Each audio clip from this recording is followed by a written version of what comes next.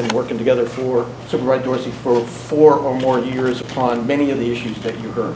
I want to underscore one thing that I want you to take back to City Hall. This community is not necessarily against redevelopment. We just want to make sure it's done fairly, consistently, and adheres to the regulatory and all the agreements, including the FEIR, that were put in place prior to the development. You've heard many of the issues. Okay, just summarizing. The terms of redevelopment, the BCD permit. James did a great job outlining that. That's been going on for, what, James? 3 years? 2 years? I don't know. 2016, I think I voted for. Okay, so that's been going on. Staff, Anything but new residents.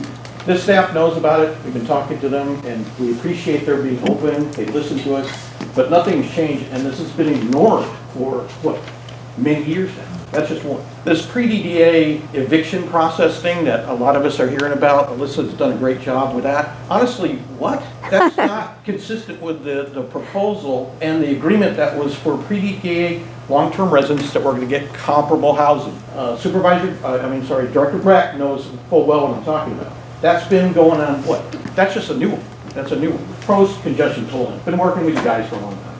Guys, it's clearly not fiscally applicable and viable. You've admitted, you've all admitted. It does little to do with the congestion mitigation that you guys are claiming that it's supposed to be. Your own study back in 2018, I think, it's 4%. You're going to divert 4% with this tolling program. And then where's all the rest of the diversion going to come from? It just seems like you're then creating something that's a revenue stream for the city, because frankly, you probably didn't cut a good deal with the developer initially. That's where it's coming from, okay? We've been asking for more details for, what, 4 years now? The affordability program, I appreciate all the work you put into it, but this is something that many of us have brought up over many of the sessions we've had.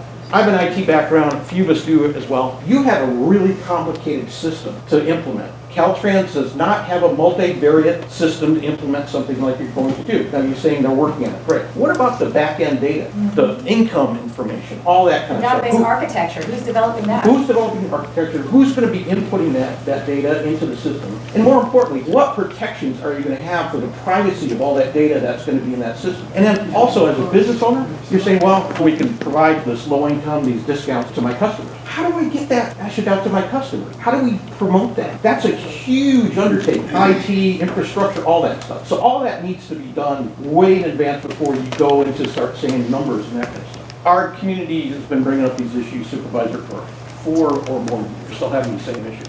We really want to call upon you, Supervisor Dorsey, as a new supervisor, to do something that, frankly, we all know that needs to be done, which is you and the other supervisors need to get down and start doing some oversight, proper oversight of TIDA, and as well as TCID as well, because they're kind of running roughshod over the whole thing. That's the feeling we all get, right? We're all feeling right. We've been talking, we've been doing all this great outreach, but nothing has changed.